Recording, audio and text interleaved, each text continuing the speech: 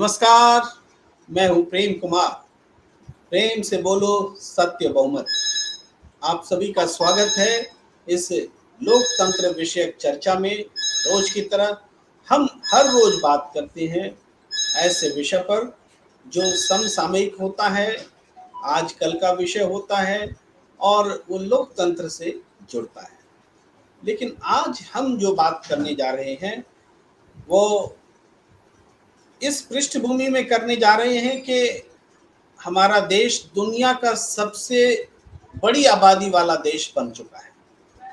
हमारे देश ने चाइना को आज पीछे छोड़ दिया है और हम सबसे बड़ी आबादी वाला देश बन गए। ये इसमें चिंता करने की बात नहीं है। बहुत लोग चिंता करने लगते हैं कि हमारे देश बहुत बड़ी आबादी वाला देश बन। अरे सबसे ज्यादा युवा फोर्सेस हमारे पास है। अब ये युवा फोर्सेस को जब हम दक्ष बनाएंगे, स्किल करेंगे, तो ये हमारी ताकत होगी। उसको रोजगार देंगे तो देश की जीडीपी बढ़ेगी। अगर हम उल्टा काम करेंगे तो ये जनसंख्या बोझ बन जाएगी। ये हम पर निर्भर है कि हम अपनी जनसंख्या का कैसे इस्तेमाल करते हैं। तो यहाँ से हम एक बात शुरू करना चाहते हैं, वो ये कि वोटर लिस्ट अधूरी क्यों? आजादी के इतने साल हो गए, 75 साल अमृत काल चल रहा है, लेकिन हमारा वोटर लिस्ट जो है अधूरा है। अधूरा से मतलब जितने एलिजिबल वोटर्स हैं इस देश में, उनको आज तक वोटर लिस्ट में नाम नहीं रखा जा सका है। और चुनाव आयोग ये मानता है कि देश में जो एलिजिबल वोटर्स हैं वो पूरी आबादी का 87% है। अब इसको हम बहस में आने से पहले थोड़ी बात क्लियर कर देना चाहते हैं अपने दर्शकों के लिए कि 2019 में हमारी अनुमानित आबादी 1,38 करोड़ थी, 138 करोड़, और उसमें 120 करोड़ वोटर थे चुनाव आयोग के हिसाब से, 87%। तो वोटर लिस्ट में दर्ज कितने थे? 120 करोड़ में 91 करोड़ वोटर लिस्ट में दर्ज थे, यानी लगभग 30 करोड़ लोग बाहर थे जो एलिजिबल हैं, जिनको वोट करना चाहिए, वो वोट नहीं दे रहे। इसके अलावा जो 91 करोड़ वोटर हैं उसमें भी 67% ही वोट पड़ा, 66 से थोड़ा ज्यादा, 67%। तो एक और 30 करोड़ वोटर लिस्ट में नाम है लेकिन वोट नहीं दे रहे। लगभग में हम बात करें 67% निकाले तो 30 करोड़ और हो गया, यानी 120 करोड़ टोटल एलिजिबल वोटर में 60 करोड़ वोटर तो वोट दे ही नहीं रहे हैं। कुछ वोटर लिस्ट में नाम नहीं होने के कारण और कुछ वोटर लिस्ट में नाम होने के बावजूद। ये हमारे देश के लोकतंत्र का हाल है 75 साल बाद। और उसमें भी अगर हम एक और बात जोड़ लें कि जो 18 से 25 साल के बीच के वोटर हैं उनकी तादाद भी लगभग इतनी ही पाएगी, 30 करोड़ के आसपास, थोड़ा सा कम होगा। वो वोट तो दे सकते हैं लेकिन चुनाव नहीं लड़ सकते, तो इसको भी आधा ही वोटर मानिए आप। तो कितने लोग पार्टिसिपेंट हैं इस लोकतंत्र के, आप इसको गंभीरता से सोचिए। और उसके बाद अब हम ओपन कर रहे हैं, बहुत ज्यादा वक्त हमने आपका ले लिया। हम वोटर से उम्मीद रखते हैं, उनसे अपील करते हैं कि जागिए। चुनाव आयोग खुद तो जाग नहीं रहा है, आपको जागना पड़ेगा। लेकिन चलिए इस चर्चा को हम शुरू करते हैं।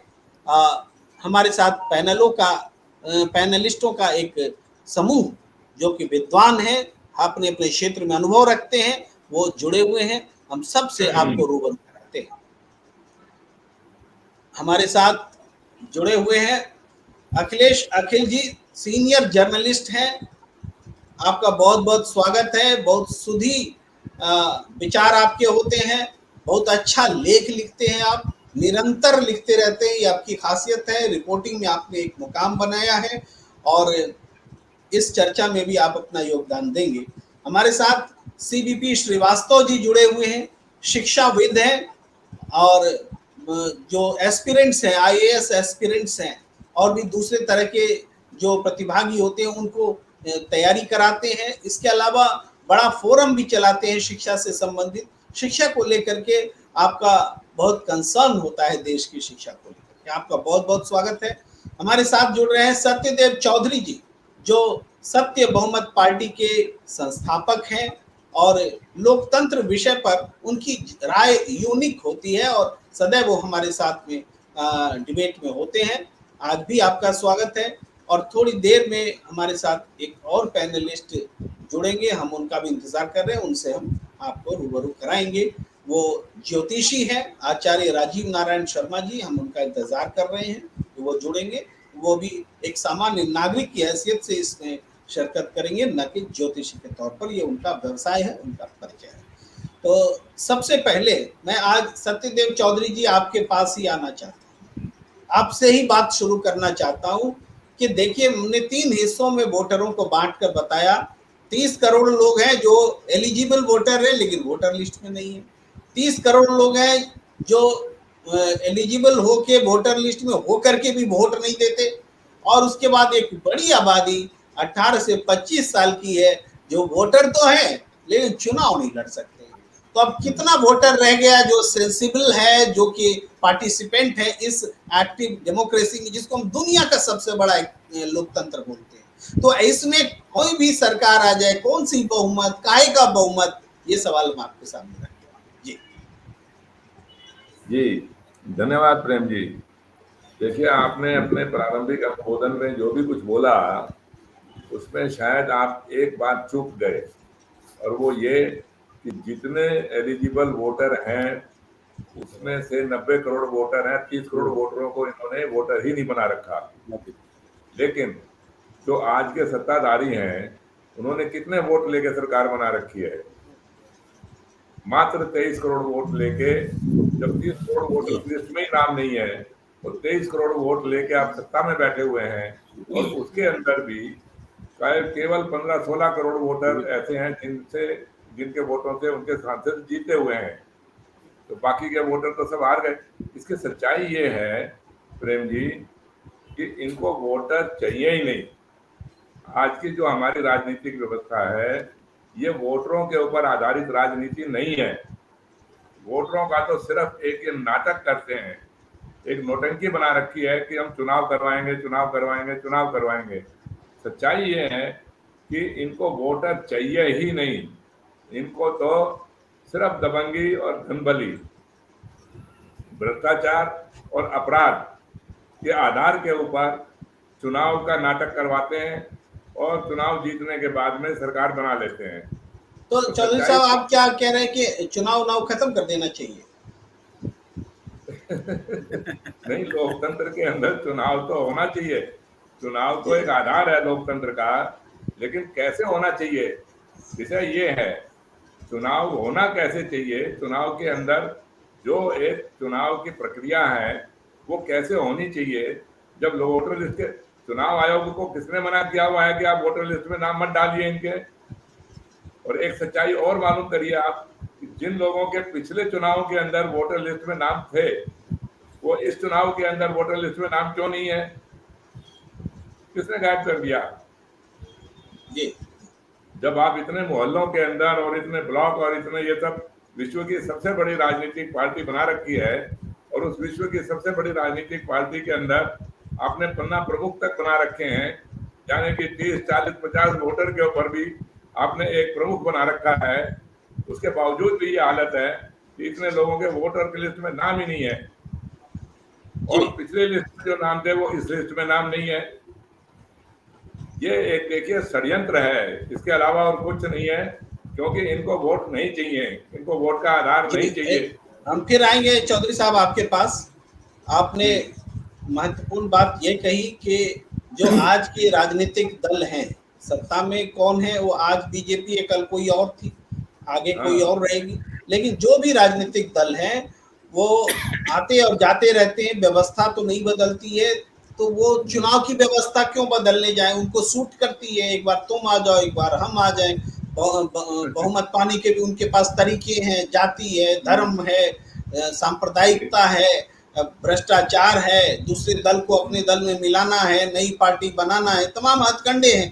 तो वो कम वोट से भी उनका काम चल रहा है, भले अधिकांश वोटर उसमें जुड़े रहे ना रहे। तो अखिल जी, इस बीच मैं स्वागत कर लूं आचार्य राजीव नारायण शर्मा जी हमारे साथ जुड़ गए हैं। आपका बहुत बहुत स्वागत है। आप प्रख्यात ज्योतिषी हैं देश के और समय समय पर सटीक भविष्यवाणियां करने के लिए जाने जाते हैं। लेकिन आज हम अपेक्षा एक नागरिक के तौर पर आपसे रखते हैं कि इस डेमोक्रेसी के लिए जो हमारी चिंता है उस पे आप अपना योगदान रखेंगे। अभी अखिल जी आपके पास मैं आता हूँ। अखिल साहब, आप देख रहे हैं जो राय रखी गई। हम ये देखते हैं प्रधानमंत्री जी तो हमारे हर जिस दिन वोट होता है उस दिन कहते हैं पहले जलपान फिर मतदान। तो ये क्यों नहीं कहते कि भाई 100% लोग वोटर लिस्ट में शामिल हो जाओ? ये तो कभी कहता ही नहीं कोई। देखिए, जब 100% वोटर लिस्ट देश में है ही नहीं, ये कोई आज की कहानी नहीं है प्रेम जी। ये तो मैंने आप 1947 से ही जब इसकी गणना करेंगे, देखें हमारे पास कई डॉक्यूमेंट है, मैं इस पर काफ़ी काम भी कर रहा था। तो उसमें कई चीज़ें हैं कि जैसे जो सेंसस होता है हर 10 साल पर, आप ये देखिए कि 2011 के बाद 2021 में जो सेंसस होना था वो नहीं हुआ। उसी सेंसस के आधार पर फिर जो है ना, चुनाव आयोग जो है हर 5 साल में अपने को अपग्रेड करता है वो सूची बनाने में, क्या कहते हैं, वोटर लिस्ट। जहाँ जहाँ भी चुनाव हुए, फिर चुनाव के दौरान जो है उससे पहले वो वोटर लिस्ट तैयार करते हैं। लेकिन इसमें देखिएगा ये कि जब भी कहीं पर चुनाव होते हो, लोकसभा का चुनाव हो, राज्यसभा का चुनाव हो, तो सरकार का दावा यानी चुनाव आयोग का दावा ये होता है कि हम 100% वोटर लिस्ट तैयार कर रहे हैं और 100% वोट देने की बात भी वो करता है चुनाव आयोग। लेकिन कहानी, सत्यदेव जी एक दो बातें बड़ी अच्छी बात बोल रहे थे कि सरकार की मंशा क्या है। तो ये सरकार की मंशा केवल बीजेपी तक ही नहीं है, ये सरकार की मंशा पहले से भी आ रही। जितनी भी सरकारें हमारे देश में बनी, जितनी चाहे जिस पार्टी की हो, मैं उसमें नहीं जाता, कांग्रेस की रही हो या और जो जितने भी ज्वाइंट जो साझा पार्टी सरकारें बनी थी, तमाम तरह की पार्टियां बनी, तमाम तरह की सरकारें बनी, लेकिन सारी सरकार कोई भी जो है चुनाव आयोग, आज भले ही चुनाव आयोग पर कई तरह के सवाल उठ रहे हैं, लेकिन चुनाव आयोग पर सबसे बड़ा सवाल यही है कि आज तक वोटर लिस्ट पूरा क्यों नहीं किया। जो आपका हेडर है, जो सबसे महत्वपूर्ण सवाल आपका यही है कि वोटर लिस्ट अधूरा कौन।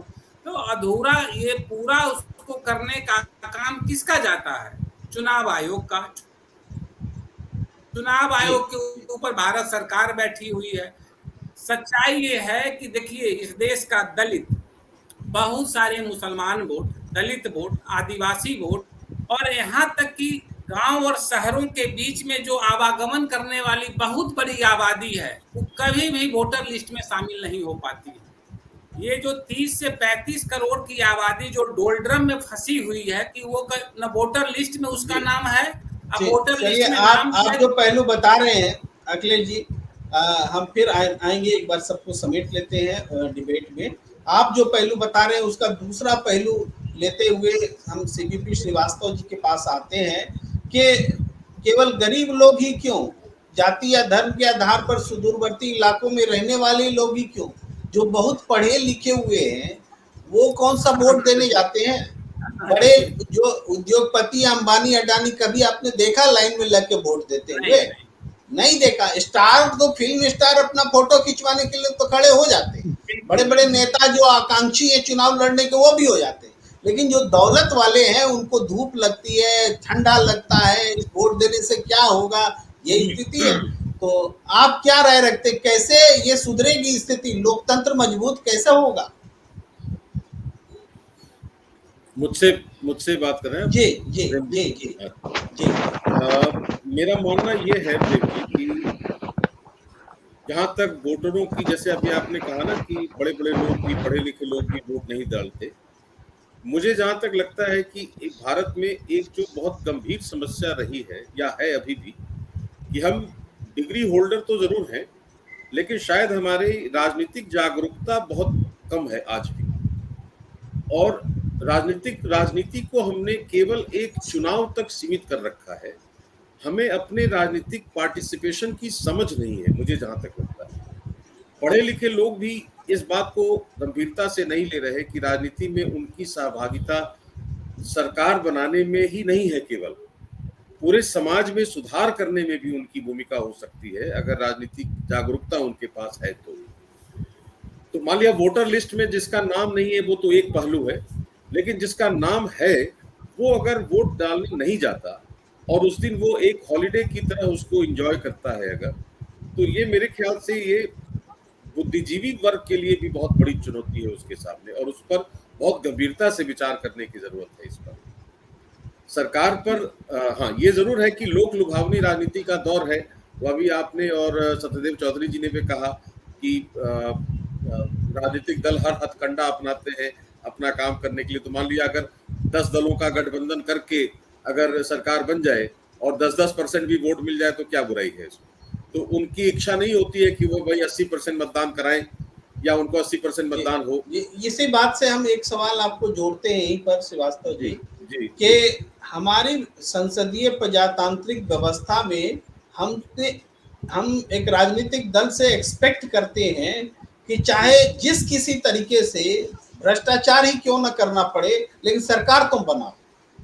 भाई एक राजनीतिक दल को 272 सीटें नहीं आएगी तो कैसे सरकार बनाए? तो 272 लाना है, 272 लाने के लिए आप उन उम्मीदवार उन सांसदों का समर्थन लीजिए जिनसे हार करके आप हारे हैं। आप जाहिर है वो जीता है तो बाकी हारा है, तो जिनसे आप हारे हैं या लड़े थे उनका आप समर्थन लीजिए, किसी दूसरे दल को तोड़िए, भ्रष्टाचार करिए। यानी हमने एक बनाया है कि कैसे भी आप 272 लाइए, हम नहीं जानते। सरकार बनानी तो 272 आपको लेके आना होगा, भ्रष्ट गठबंधन करना पड़ेगा। जी इस पर ये बहुत अच्छा पॉइंट रखा है आपने कि अगर ये तो नंबर गेम है केवल, कि हमें केवल वो नंबर चाहिए चाहे जिस तरीके से जिस हथकंडे से। एक तो इस नंबर गेम को पहले बहुत इस पर विचार करने की जरूरत है। अगर लोकतंत्र को जैसे हम लोग कहते हैं ना कि लोकतंत्र सबका शासन नहीं है, बहुमत का शासन है, तो बहुमत में नंबर होना चाहिए या बहुमत वास्तविक अर्थों में बहुमत है या नहीं। तो मुझे लगता है कि यह तय होना चाहिए कि अगर किसी राजनीतिक दल को एक निश्चित प्रतिशत मतदान नहीं मिलता तो उस दल को रिकॉग्नाइज ही नहीं किया जाना चाहिए संसदीय दल के तौर पर। मुझे जहां तक लगता है कि अगर 10% वोट लेकर कोई व्यक्ति सांसद बन जाए और वो 100% जनता का प्रतिनिधित्व कर रहा हो, ये अपने आप में लोकतंत्र पर एक बहुत बड़ा सवाल खड़ा करता है कि अगर first pass the post system जो हमारे यहाँ है कि उसमें सबसे अधिक मत पाने वाला प्रत्याशी विजयी हो गया। अब वो मत अगर 15% है तो 15% में भी वो विजयी हो सकता है, लेकिन वो वास्तविक अर्थों में प्रतिनिधित्व तो कर नहीं रहा पूरी जनता का। बिल्कुल, ये बात थोड़ी देर पहले श्रीवास्तव जी, ये बात थोड़ी देर पहले सत्यदेव चौधरी जी कह रहे थे कि जो पार्टी जीत कर आती है उनके सांसदों का वोट एक निश्चित होगा, लेकिन उनके हारे हुए उम्मीदवारों का भी तो वोट है, उसकी गिनती तो कहीं होती नहीं है। बिल्कुल जी, वो भी गिनती होनी चाहिए, वो भी तो होनी चाहिए गिनती, उस पर भी हमारा ध्यान होना चाहिए। एक पक्ष तो ये है, तो उस पर हमें विचार करने की जरूरत है। दूसरी बात मुझे लगता है कि वोटर लिस्ट में जो नाम नहीं है उसमें भी एक जागरूकता की कमी है, वोटर एजुकेशन जिसको हम कहते हैं। कि अगर 75 सालों का इतिहास देखें तो शायद ही ऐसा कोई कार्यक्रम हमने बहुत लार्ज स्केल पर चलाया है जिसमें मतदाताओं को शिक्षित करने के लिए चुनाव आयोग या सरकार की तरफ से कोई ऐसी पहल की गई। हम ईवीएम का प्रचार कर दिया है हमने, लेकिन आज भी मैं तो अभी कोविड के समय में अपने गांव में था लगभग 2 साल, तो वहाँ बिहार में पंचायती चुनाव में मैंने देखा कि अधिकांश जो महिलाएं हैं खास तौर से, उनको ये समझ ही में नहीं आ रहा कि ईवीएम होता क्या है। तो आज भी इसका मतलब है कि निचले स्तर पर जो मतदाता है उनकी जागरूकता बिल्कुल नहीं है, उनको यही समझ में नहीं आ रहा, और जो अधिकारी है वो बता रहा है कि आपको कौन सा बटन दबाना है। तो सबसे बड़ी बात है कि वोटर एजुकेशन इतना कम है कि मुझे खुद नहीं पता कि मुझे निर्वाचक नामावली में मेरा नाम होना चाहिए या नहीं होना चाहिए, और मैं उसकी डिमांड नहीं कर पा रहा। तो सरकार एक बिल्कुल रिलक्टेंट होकर उपेक्षा के दृष्टिकोण से काम कर रही है।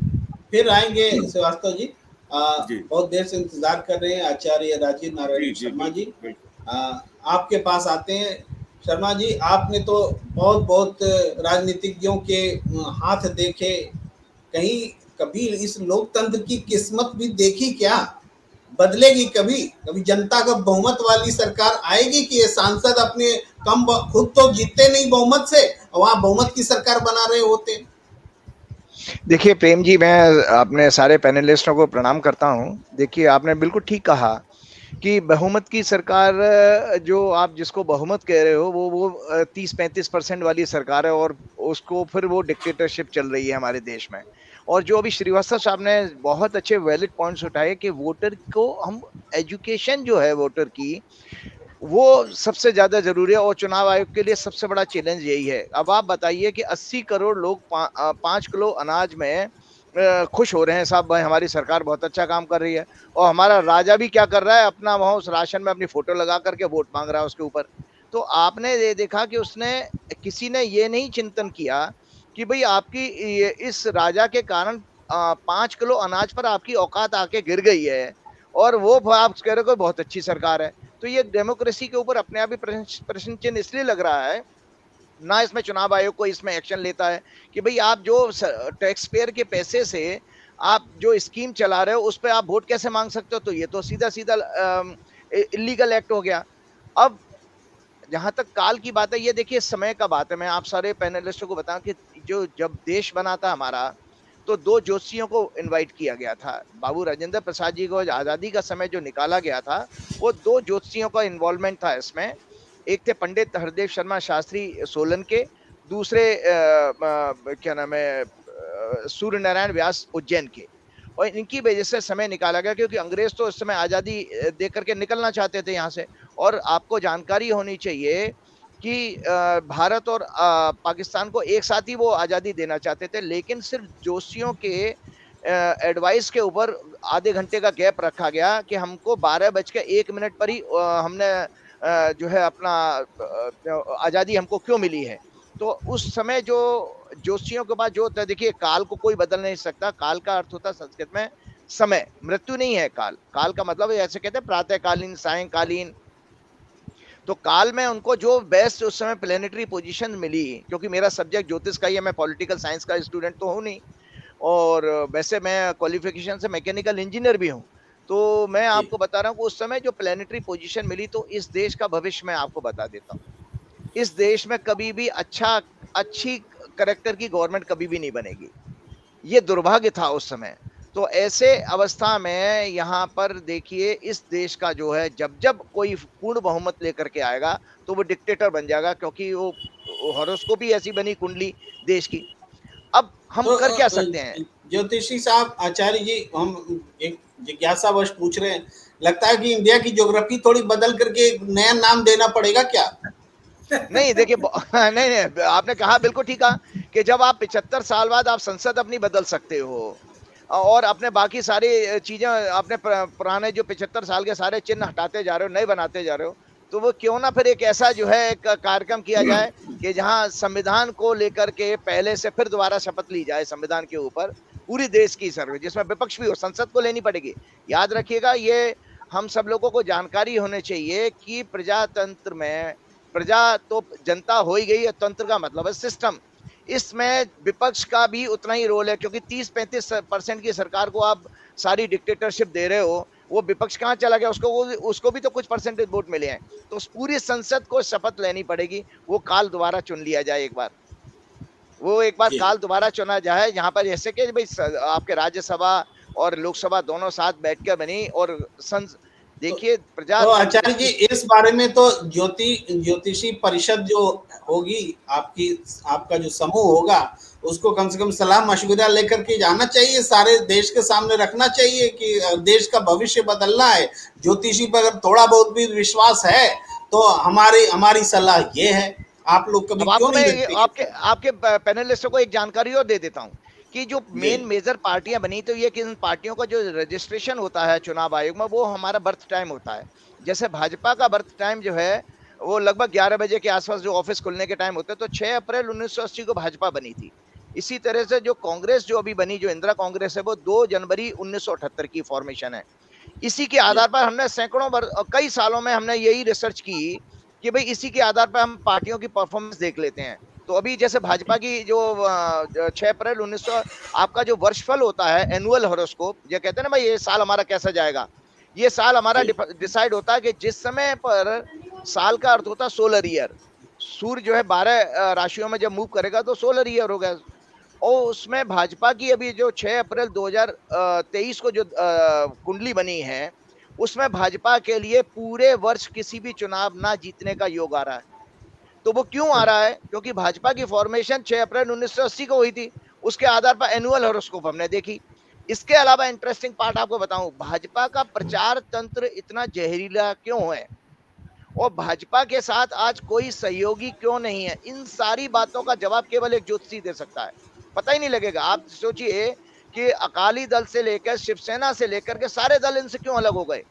क्योंकि भाजपा की जो हॉरोस्कोप में जो मित्रता का और सहयोग का हाउस है, वो इतना पीड़ित है कि इनकी जबान से केवल जहर निकलेगा।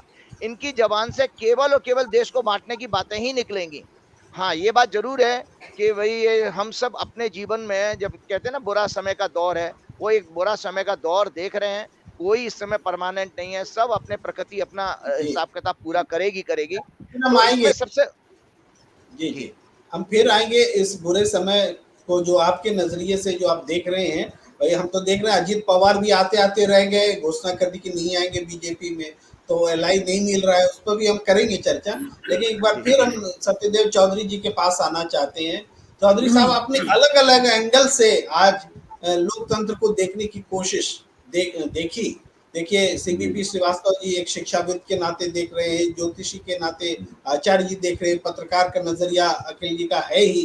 तो और आप पॉलिटिशियन है नहीं, पॉलिटिशियन बनने की कोशिश करते हैं, लेकिन आप तो डेमोक्रेसी, एक्चुअली डेमोक्रेटिक, जो डेमोक्रेसी में जो चिंता है, उस चिंता ने आपको पॉलिटिशियन बना दिया है।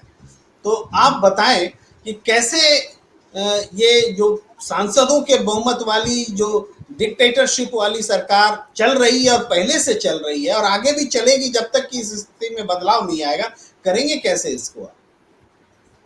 देखिए, जो भी अभी तक हमारे महानुभावों ने जो कुछ बातें बोली, मैं उसके बदले में कुछ बात का जवाब देने का प्रयास करूंगा।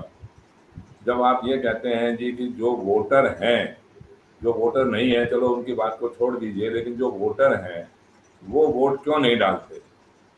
तो मेरे अनुभव के अनुसार जो लोग वोटर हैं वो वोट, ऐसा नहीं है कि भाई पहले आरंभ से ही उन्होंने वोट डालना बंद कर दिया।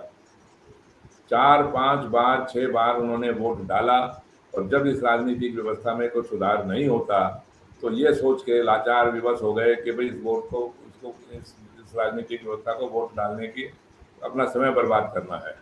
ऐसा नहीं मानता मैं कि वोटर आलसी हैं या छुट्टी मनाते हैं वोट डालने के दिन, लेकिन क्योंकि हमारी राजनीतिक व्यवस्था ही ऐसी है कि वोट डालो या ना डालो, उससे कुछ फर्क पड़ने वाला नहीं है। जैसे एक सांसद की हम बात करें, एक सांसद मान लो 1 वोट या 1000 वोट से जीता, और दूसरा सांसद 1 लाख वोट से जीता, तीसरा सांसद 5 लाख वोटों से जीता।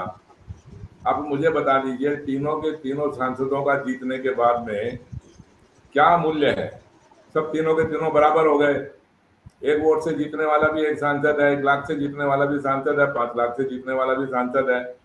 तो आप चाहे वोट डालो या ना डालो, जब वोट डालने से भी कोई फर्क नहीं पड़ रहा है, वोट नहीं डालने से भी कुछ नहीं फर्क पड़ रहा, और शुरू के अंदर 4-5 बार 6 बार वोट डाल के देख लिया, जब ये राजनीतिक व्यवस्था में कुछ सुधार नहीं होता तो लिहाजा वोट डालना बंद कर दिया।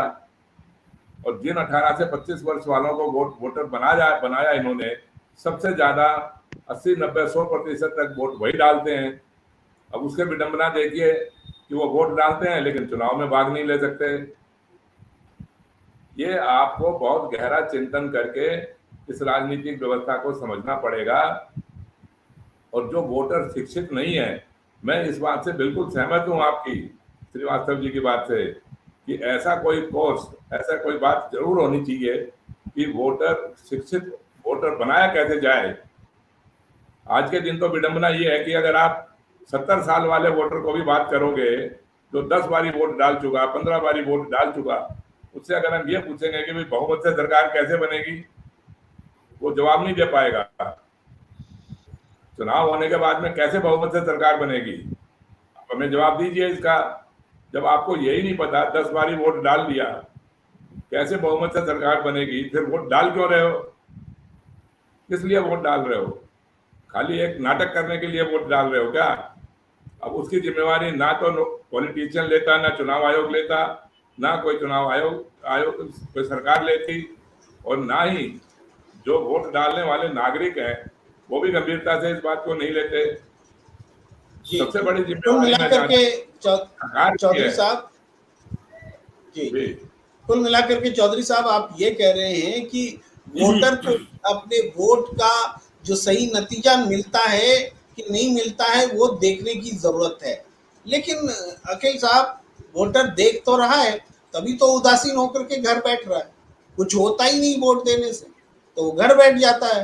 अब जो पार्टियां हैं, ये सांसद जीत के जाते हैं, बिक जाते हैं, खरीद लिए जाते हैं। खाली बिकने वाले को हम दोष देते हैं, खरीदने वाला बड़ा दोषी है, उसको हम दोषी नहीं देते। बम बम कहते हैं कि बहुमत बना के सरकार बना रही है। तो कैसे बने सरकार, कैसे स्टेबल गवर्नमेंट हो और जनता का बहुमत भी हो?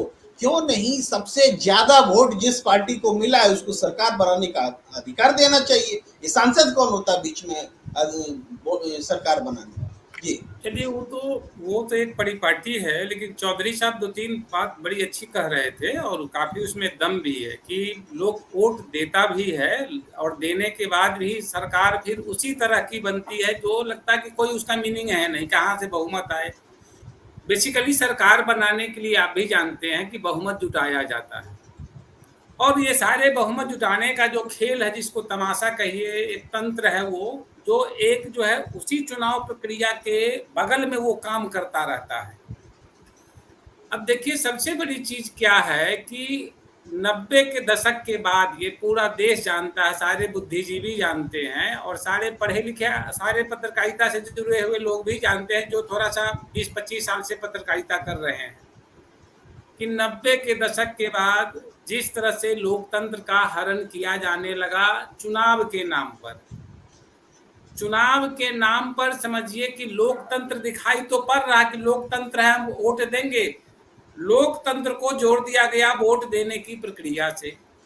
अब वह वोट कैसे दिया जा रहा है, किस तरह से वोटिंग की प्रक्रिया चल रही है, वो सब लोग जानते हैं, और पहले इस पर काफी बदनामी भी इस तंत्र की हो चुकी है। और ये प्रक्रिया हर पार्टियों ने किया, हर पार्टी उसमें इन्वॉल्व रही, वो समाजवादी पार्टी हो, आरजेडी हो, कांग्रेस हो, जिसकी जहां पर बहुमत थी, जहां पर जिसकी ताकत थी, सबने लोकतंत्र का हरण किया। मौजूदा वक्त में जो आपका मूल सवाल है कि वोटर लिस्ट अधूरा क्यों है, तो ये वोटर लिस्ट अधूरा ये बहुत बड़ा सवाल है। इस सवाल से कई पेज है, आपके जो हेडलाइंस पर बहुत सारे सवाल उस पर चल रहे हैं। इसमें जो मूल कहानी है कि इसके लिए सबसे ज्यादा दुखी कौन है? क्या सरकार दुखी है? सरकार को कोई मतलब नहीं, सरकार को बहुमत चाहिए। सरकार को बहुमत कैसे जुटाना है वो जानती है।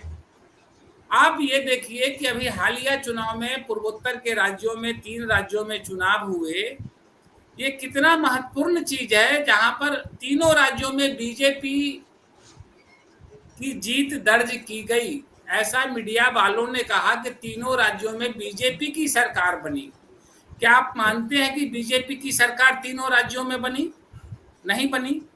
एक राज्य में उसकी बहुमत की सरकार बनी, बाकी 2 राज्यों में उसके 2, 4, 5 सीटें वहां पर आई। अखिल और जी, क्या मीडिया ने फर्क पड़ता प्रचार है? किया आप जो बात बोल रहे हैं, अखिल जी, आप जो बात बोल रहे हैं उसको मान ही लेते हैं या फिर उनकी बात मान लेते हैं जो मीडिया वालों ने कह दिया? इससे जनता के पर शासन व्यवस्था में या जनता की स्थिति पे कोई फर्क पड़ता है क्या? कि मीडिया वालों ने गलत दिखा दिया कि अखिल जी ने उसको सही कर दिया? है। मैं बिल्कुल जी बिल्कुल बिल्कुल मैं वही कह रहा हूं कि आप एक बहुत बड़ा आपके इस पर ही सवाल चल रहा है कि 30% के आसपास लोग जो है, जो काफी बुद्धिजीवी है, जी पढ़े लिखे लोग हैं, दूर जा कई हो सकते हैं जो हम लोग अल्प ज्ञान से उसको मानते हैं, ये मानते हैं कि उसको इस वोटिंग के लोकतंत्र में उनको विश्वास नहीं रह गया है, वो एक तमाशा मानते हैं इसको। वो जानते हैं कि हम वोट नहीं भी देंगे तो सरकार बननी है, और वो सरकार उसी तरह की बननी है जो जैसा हम नहीं चाहते हैं। तो इससे उनका मन जो है ना भागता है, और वो जो है ना और दूसरी तरफ सरकार भी यही खेल करती है कि ऐसे लोग बाहर ही रहे। देखिए, वोटिंग प्रक्रिया में सबसे ज्यादा वही लोग वोट आजकल दे रहे हैं जो कम पढ़े लिखे हैं, मध्यम वर्ग के लोग हैं, मध्यम सोच के लोग हैं, जिनको वो अभी भाई साहब एक बोल रहे 5 अनाज पर जीने के लिए अभिशप्त हो चुके हैं। उनके घर की माली हालत क्या है, उनके परिवार की, उनके बच्चों की माली हालत क्या है। अखिल जी, हम थोड़ी सी बात को आगे बढ़ाते हैं, आपकी बात से थोड़ी सी असहमति रखते हुए श्रीवास्तव जी के पास आते हैं कि 60 करोड़ आबादी को हम जो वोट में दे रहे हैं उसको हम एकदम बिना पढ़ा लिखा या एकदम नासमझ तो नहीं बोल सकते ना। 60 करोड़ लोग वोट तो दे रहे हैं, और देश की 120 की आधी आबादी है कम से कम जो वोट दे रही। जी नहीं जी, अखिल जी कुछ बोलना चाहते हैं? हो सकता है शब्दों, मैं ये कह रहा हूँ जी अखिल जी बोल लीजिए। जो भी मैंने आपको, हाँ, मैं उनको कोई अनपढ़ नहीं कह रहा हूँ। मेरा ये कहना है कि जिनकी पूरी सोच जो है एक ऐसी व्यवस्था के साथ ढली हुई है जो किसी भी पार्टी के लिए ज्यादा फायदेमंद लगती है। मेरा ये कहना है, मैं उनको अनपढ़ या अशिक्षित नहीं कह रहा हूँ। जी जी जी, मैं आता हूँ श्रीवास्तव जी के पास। जी श्रीवास्तव जी, आप अपनी राय रखें। जी जी, मैं ये कह रहा था कि अभी जैसे एक बात अभी आई है, चौधरी जी ने कही कि कहीं ना कहीं वो मोह भंग हुआ है लोगों का, जिसकी वजह से बहुत सारे मतदाता मत नहीं डाल रहे, वोट नहीं दे रहे। मोह भंग तो हुआ है, और उसमें हम लोग जो भी बैठे हैं, मुझे लगता है कि हम लोगों का भी बहुत हद तक मोह भंग हुआ ही होगा, या हमारे जैसे बहुत सारे लोगों का मोह भंग हुआ है, नो डाउट, इससे इनकार नहीं कर सकते। मुझे लग रहा है कि जो मुख्य मुद्दा है कि वोटर में लिस्ट में नाम क्यों नहीं है, उस पर मैं 2-3 बातें कहना चाहूँगा। एक तो जो बात मैंने पहले कही कि वोटर एजुकेशन बहुत इम्पोर्टेंट है, उसके लिए बहुत अच्छा प्रयास करने की ज़रूरत है, सरकार भी करे उसमें, और गैर सरकारी संगठनों की भी बहुत बड़ी भूमिका होनी चाहिए इसमें, और अलग से कुछ ऐसे संगठन आने चाहिए समाज में जो वोटर एजुकेशन पर काम करें। एक तो यह है। दूसरा, अभी मैं आपने स्क्रीन पर देख रहा था, उसमें आपने एक प्रश्न रखा है सामने कि सबके लिए अनिवार्य वोटिंग क्यों नहीं की जाए। तो अनिवार्य वोटिंग भी की जा सकती है। कई बार उस पर विवाद भी हुआ है कि भैया हमारी अभिव्यक्ति की स्वतंत्रता का उल्लंघन होगा, लेकिन अगर ऐसा प्रावधान करते हैं हम, तो हम उसकी अभिव्यक्ति पर रोक नहीं लगा रहे। हम उसको यह करें कि आप घर से बाहर निकलकर वोट डालने जाइए, भले आप vote none of the above को दीजिए, लेकिन कम से कम वोटिंग पार्टिसिपेशन तो बढ़े। तो इस रूप में अगर मान लिया जैसे ये कहा जाएगा ना कि अगर 35% आबादी वोट नहीं दे रही, तो वो शायद अगर वोट दिया होता उन्होंने, तो शायद सूरत कुछ और बदल गई होती। तो हम लोग अभिव्यक्ति की स्वतंत्रता की बात कर रहे हैं ना अभिव्यक्ति हो या अभिव्यक्ति नहीं हो, इसकी स्वतंत्रता तो अलग बात हो जाएगी ना। वोट नहीं देना कोई आजादी तो नहीं है ना, वोट देना आजादी है। जी, इसलिए वो अनिवार्य वोटिंग वाला भी एक प्रावधान सोचा जा सकता है, उस पर जरूर विचार किया जाना चाहिए। और भले आप, अब तो एक अच्छी सुविधा है कि आप नॉन ऑफ द अबव पर बटन दबा सकते हैं। और लेकिन ये अच्छी सुविधा कैसे है सीबीपी जी? ये अच्छी सुविधा कैसे है none of the above? None of the above में आप वोट लगा के आ गए, 1% लोग लगभग लगा भी रहे हैं। हो क्या रहा है? कभी हम लोग पूछने गए उनसे कि आपने नॉन ऑफ द अबव क्यों चुना? जी बिल्कुल, इसका मतलब ही नहीं है इस व्यवस्था का। नहीं, वो तो हमने एक लागू तो कर दिया है, उस पर अभी बहुत काम करने की जरूरत है। मैं वो नहीं कह रहा, मैं ये कह रहा हूँ कि एक अच्छा ऑप्शन है वह, अगर हम उसको और अच्छे से इम्प्लीमेंट करते हैं तब। तीसरी बात मैं ये कह रहा था कि जो प्रत्याशी खड़े होते हैं चुनाव में, तो हमने एक बात तो कह दी है कि ठीक है, अगर आपराधिक उसको दंड मिला है तो चुनाव नहीं लड़ेगा, लेकिन जो खड़े हो रहे हैं कैंडिडेट्स, उनके व्यक्तित्व के बारे में थोड़ा सा डिस्कनेक्ट हो गए हैं श्रीवास्तव जी। मैं तब तक आचार्य राजीव नारायण शर्मा जी को जोड़ता हूं।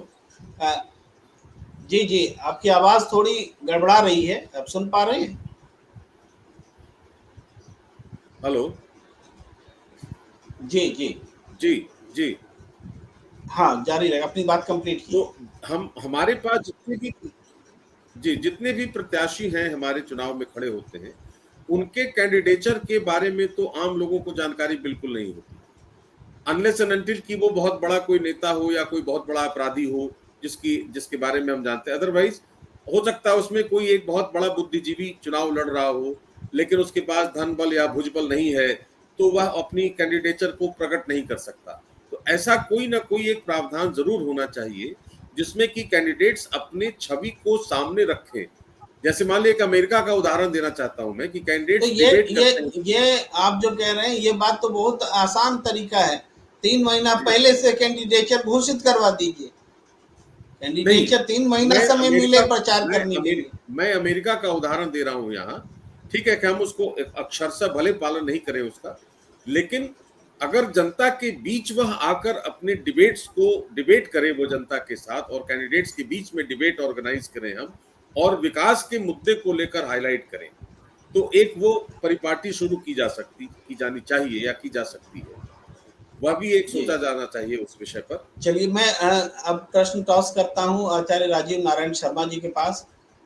शर्मा जी, अब आपसे 2 टूक सवाल है कि सीधे भाई जनता का बहुमत जिसके पास होना चाहिए, सरकार उसी की बननी चाहिए, इस बारे में आप क्या सोचते हैं? नहीं, देखिए मैंने कहा ये तो फ्लॉ है इसके अंदर, क्योंकि जिस तरह से आपने अभी आप सारी पूरी डिबेट में मैं सुन रहा था कि जब आपने बहुमत का मायने ही बदल दिया है कि भाई कैसे ही करके आप पैसा से बाद में एमएलए खरीद के फिर चुनी हुई सरकार को गिरा के ये कर लेते हो, तो बहुमत का कोई औचित्य नहीं रह जाता। जब ये सारे का सीधा सिस्टम है, ये इम्प्रूव तब होता है जब तक ट्रांसफॉर्मेशन नहीं होगा, इनसाइड ट्रांसफॉर्मेशन। और इनसाइड ट्रांसफॉर्मेशन तब होता है कि जब हमारे पास एजुकेशन आए, हमारा विजडम पावरफुल हो। वो जो श्रीवास्तव जी जितनी भी बात कर रहे हैं वो सारी की सारी 100% बहुत ही ज्यादा पावरफुल उनका कमेंट और स्टेटमेंट हैं। तो उसी तरह से है। तो इस बहुमत का जिस बहुमत को आप देख रहे हो, इसका कोई लॉजिक नहीं है कि 303 का एमपी का सरकार लेकर के वो सारे सिस्टम पर कब्जा करके बैठा है और जुडिशरी से 2-2 हाथें कर रहा है। और 2-2 हाथ करने का मतलब आप समझ रहे हैं कि उसने प्रजातंत्र का पूरी स्ट्रक्चर को ही खत्म कर दिया।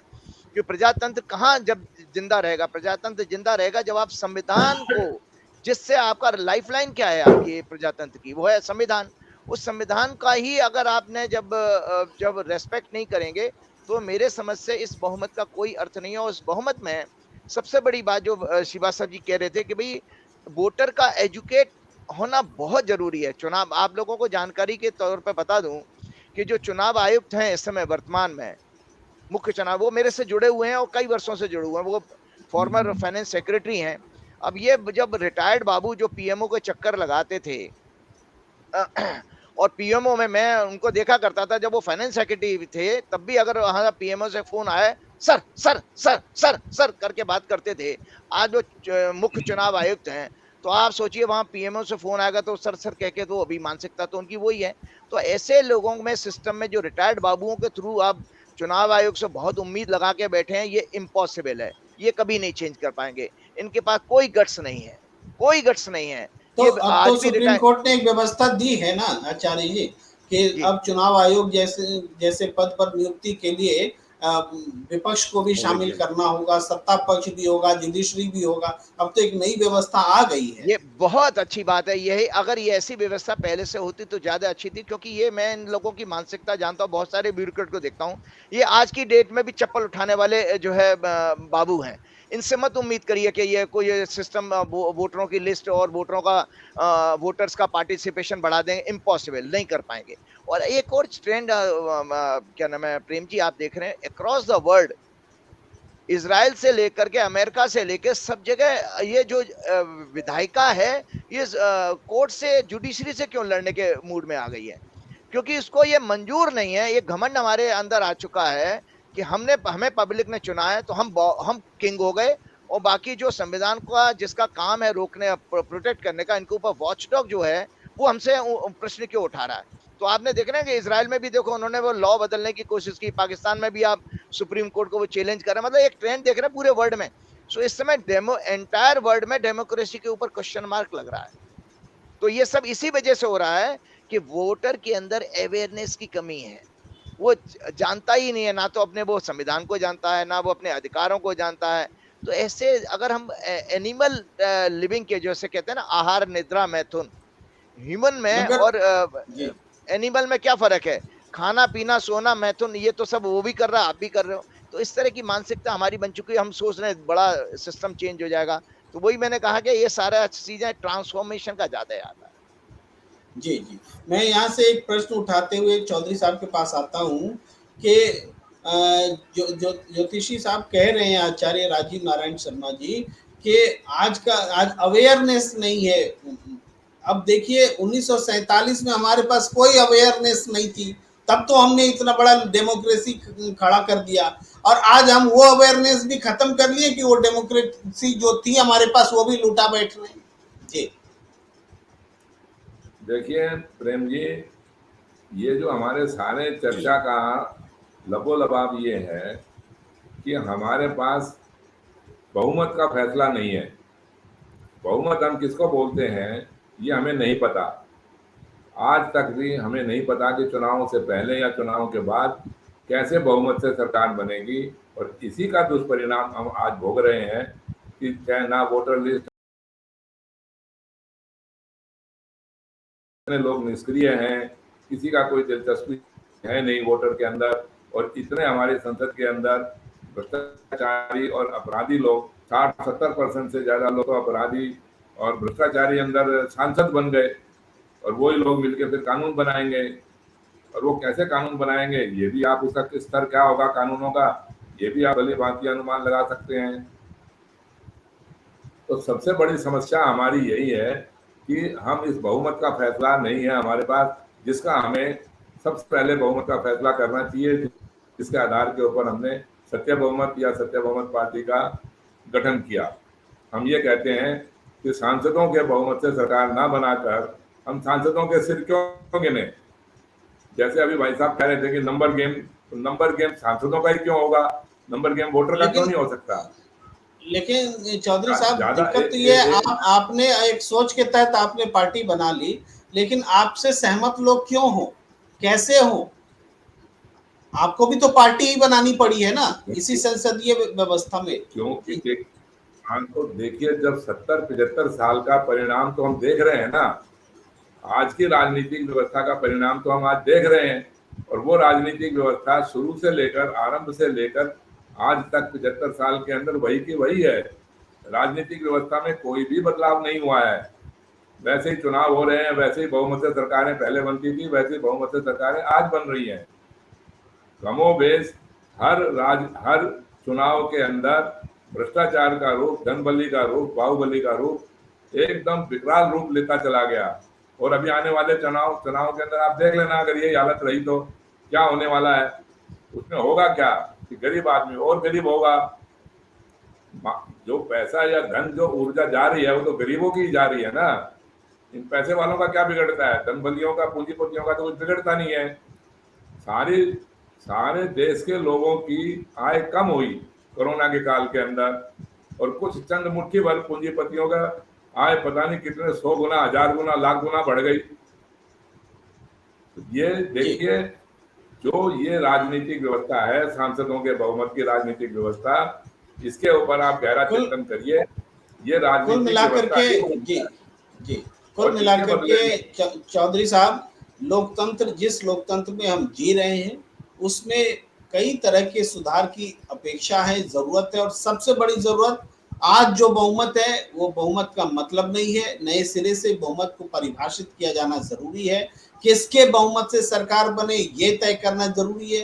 राजनीतिक दल की अनिच्छा रहेगी, लेकिन जो आज का उसको ये चिंता करनी पड़ेगी जब हम समझना और समझाना शुरू करेंगे कि ये बहुमत वास्तव में बहुमत नहीं है और हमें सच्चे किसी बहुमत की दरकार है। आप इस सच्चे बहुमत से, आप हो सकता है सत्यदेव चौधरी जी से सहमत ना हो, लेकिन फिर भी एक सच्चा बहुमत चाहिए, आपके ही मॉडल वाला हो, उसका हमें वेलकम रहेगा, हमें इंतजार रहेगा। हम व्यवस्था से संबंधित इस विषय को, इस बहस को आगे भी जारी रखेंगे। आज बहुत बहुत आभार आप सबका जुड़ने के लिए।